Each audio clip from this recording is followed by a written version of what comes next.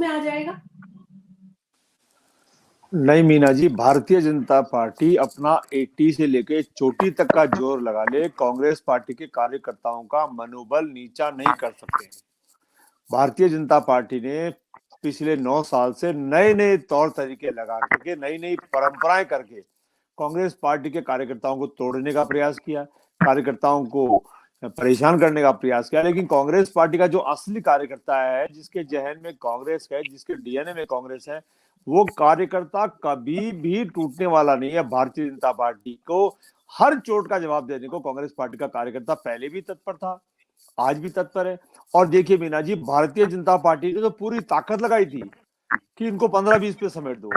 राजस्थान की 8 करोड़ जनता ने हमको 71 सीटें दी है। ये तो थोड़ी सी चूक हो गई हमारी पार्टी में। हमारे पार्टी के कुछ वरिष्ठ नेता आपस में कुछ छोटी मोटी बातों को लेकर उलझ के रह गए।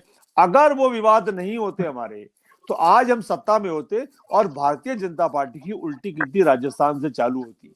71 का मैंडेट छोटा मैंडेट नहीं होता है। हम बहुत शानदार विपक्ष की भूमिका निभा रहे हैं।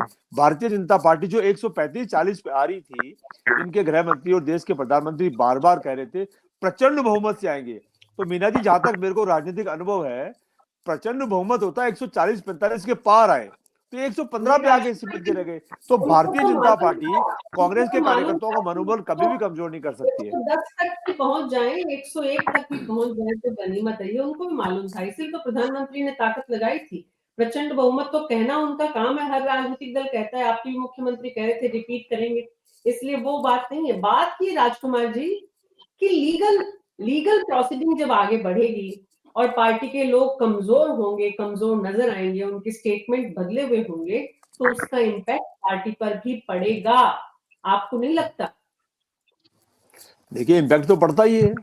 अगर किसी विधायक को, किसी कार्यकर्ता को, किसी सांसद को भारतीय जनता पार्टी अपने नए तौर तरीके से परेशान करेगी, उससे उगलवाएगी, तो वो जो भी बयान देंगे उससे पार्टी को संकट में आती है।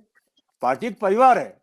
परिवार का कोई भी व्यक्ति, चाहे छोटे ओहदे पे हो चाहे बड़े ओहदे पे हो, छोटी मोटी कोई बात करता है तो पार्टी के जो बड़े लोग होते हैं उनको तकलीफ आती है। जैसे हमारा घर परिवार होता है, पोता करके कोई शैतानी करता है तो नाना जी को और दादाजी को जवाब देने में कठिनाई होती है। शैतानी तो पोते ने की है, स्कूल के अंदर की, कॉलेज में की, कहीं और की, कॉलोनी में की, कहीं खेल के मैदान में की, लेकिन माता पिता को, दादा दादी को, नाना नानी को शर्म होती है। तो कांग्रेस पार्टी तो परेशान रहेगी और रह भी रही है। और भारतीय जनता पार्टी चाहती भी यही है। भारतीय जनता पार्टी चाहती यही है कि कांग्रेस पार्टी परेशान हो जाए और पूरी की पूरी कांग्रेस पार्टी हमारी शरण में आ जाए। राजकुमार जी, यहाँ उल्टा नहीं हो रहा क्या? यहाँ दादाओं की वजह से पोते परेशान नहीं हो रहे क्या? अगर दादा की गलती से पोते परेशान होते हैं तो भी परिवार के लिए तकलीफ है। तो तकलीफ तो परिवार को ही है, चाहे वो परिवार कांग्रेस पार्टी में का हो, चाहे वो किसी समाज का हो, चाहे दादाजी की वजह से कोई परेशानी आ रही हो या पोते जी की वजह से परेशानी आ रही हो। लेकिन परेशानी किसी की वजह से आती हो, परेशानी वास्तव में परेशानी होती है। लेकिन मैं आपको कह दूं कि कांग्रेस पार्टी के कार्यकर्ताओं का हौसला बुलंद है। भारतीय जनता पार्टी की हर गलती का वो बहुत मजबूती के साथ जवाब देंगे। और मैं आपको इसीलिए बार बार कोट कर रहा हूं कि 71 सीटें भारतीय जनता पार्टी को यहां पर हमने लाकर दी है, हमारी कांग्रेस पार्टी लाई है। भारतीय जनता पार्टी के ऊपर तमाचा है। जहां 150 के आसपास आने की प्लानिंग कर रहे थे, हम 70 पे आगे रह गए। मीना जी, मैं फिर रिपीट कर रहा हूं, थोड़ी सी गलती अगर हम सुधार लेते, थोड़ी सी गलती सुधार लेते तो भारतीय जनता पार्टी यहाँ राजस्थान में सरकार नहीं बना पाती।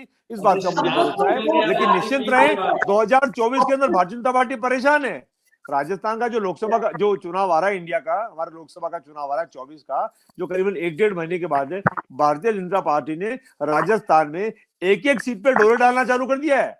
भारतीय जनता पार्टी को विश्वास है कि 25 सीटें आएगी, लेकिन ये चाहते हैं कि कांग्रेस पार्टी के एक कार्यकर्ता को इस तरीके से तोड़ दो, किसी के घुटने तोड़ दो, किसी के पांव तोड़ दो, किसी की कमर तोड़ दो, और बस चले तो किसी का सर फोड़ दो। तो भारतीय जनता पार्टी अपने मंसूबों को लेकर घूम रही है पूरे देश भर में। आप खुद देख रहे हैं, बिहार का बहुत बड़ा नमूना आपके सामने आया है।